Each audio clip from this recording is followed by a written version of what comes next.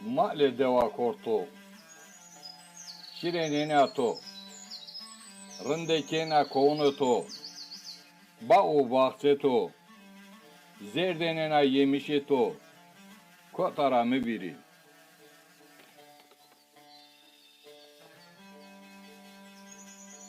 Koy esa koy za ejarun diyaruno.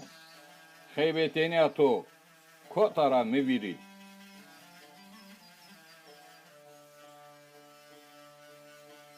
Çeheme de kızı. Piyemi, muamı. Sıma piyoro piya. Roz ve roz. Hasreta mini.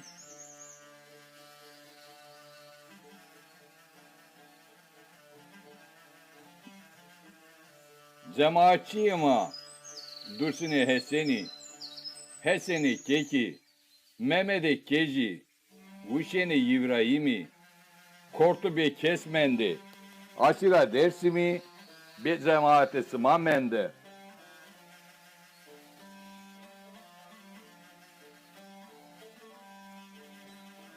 Şairema, Nyazni ama vakile, Nyazni mele, Nyazni gazale, Hesene fate, Mursa o ker, Kometama, bir vengesi mamende.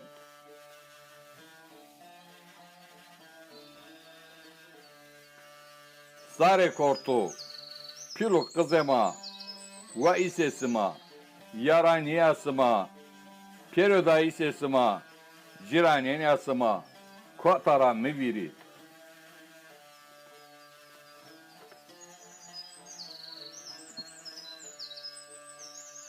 Cinuku camerde kortu, domane vela kortu, itikate smau, jaarunema, rındu kharav nenasıma, pieropia kotara miviri.